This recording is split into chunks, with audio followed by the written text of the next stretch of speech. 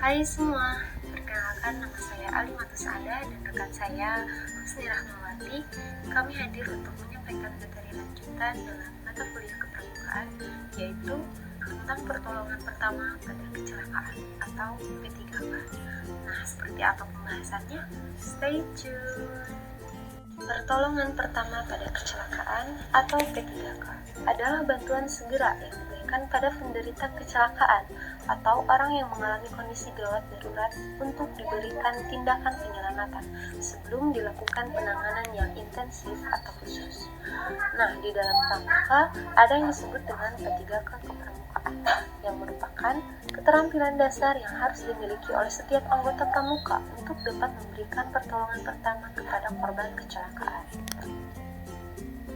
Selanjutnya, keterampilan P3K pada pramuka memiliki tujuan yang penting, di antaranya menunjukkan kepedulian anggotanya terhadap usaha dalam meningkatkan citra gerakan pramuka di masyarakat, kemudian kewajiban diri untuk mengamalkan kode kehormatan pramuka, dan yang terakhir, menunjukkan kepedulian terhadap masyarakat yang lain. Kemudian, dari tujuan tersebut kita beralih kepada prinsip P3K dalam pramuka. Di antaranya, 1. Mengutamakan keselamatan diri sendiri dan orang lain dari bahaya yang mungkin timbul akibat kecelakaan atau penyakit. 2. Memindahkan korban kecelakaan atau penyakit dari tempat yang berbahaya ke tempat yang nyaman.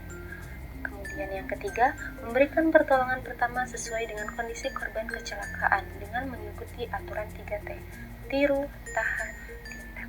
Kemudian yang keempat, menenangkan korban kecelakaan atau yang penyakit dengan cara berbicara dengan lemah. Kemudian yang kelima, mengawasi kondisi korban kecelakaan secara terus-menerus sehingga mendapatkan bantuan lebih lanjut. Dan yang terakhir, melaporkan kondisi korban kecelakaan atau penyakit secara jelas dan lengkap kepada pihak-pihak yang berwenang atau berkompeten. Selanjutnya, ada beberapa jenis obat atau alat yang minimalnya wajib dimiliki dalam isi kotak P3K kepramukaan. Di antaranya, dan terakhir, materi ini ditutup dengan jenis-jenis kecelakaan yang biasa terjadi dan perlu kita pahami saat di lapangan. Di antaranya, yang pertama, shock. Anggota pramuka dapat memahami materi P3K terhadap korban yang mengalami gejala shock dengan prosedur yang meliputi meletakkan korban secara terlentang dengan posisi kepala lebih tinggi dari kaki.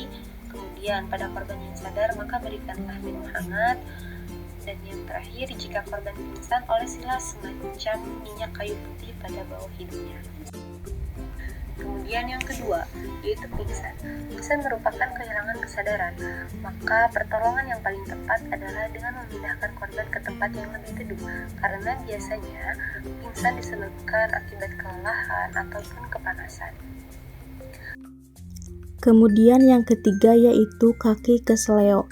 Jika kaki keseleo, maka cara menolongnya adalah mengompres kaki dengan air hangat lalu diurut dengan hati-hati. Lalu pasangkan knetsdeker bila ada dan balut. Jangan lupa untuk mengistirahatkan korban dan menganjurkan agar tidak banyak melakukan gerakan berbahaya, misalnya mencoba untuk berlari atau menyeret kakinya. Yang keempat yaitu mountain sickness.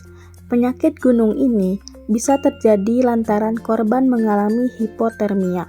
Pertolongan yang bisa dilakukan adalah dengan menambah suhu atau kehangatan untuk korban, berikan minum hangat, salurkan panas tubuh dengan pelukan, beri pakaian tambahan seperti selimut tebal, dan baringkan sambil menyuruhnya untuk melakukan gerakan ringan seperti membuka tutup telapak tangan. Yang kelima yaitu luka bakar. Luka yang disebabkan karena api, benda-benda panas, air panas, aliran listrik, dan bahan kimia. Pertolongan pertama yang bisa kita lakukan yaitu membebaskan tubuh penderita dari bahan penyebab. Daerah yang terbakar cukup direndam atau disiram dengan air dingin dan jangan menggunakan air es karena akan menambah sakit yang diderita. Luka bakar yang luas perlu segera mendapatkan tambahan cairan untuk mencegah dehidrasi. Dan jika wilayah terbakar lebih dari 10%, penderita atau korban harus dirawat di rumah sakit. Sekian dari kelompok kami, hanya itu yang dapat disampaikan. Terima kasih atas perhatiannya. See you next time. Bye-bye.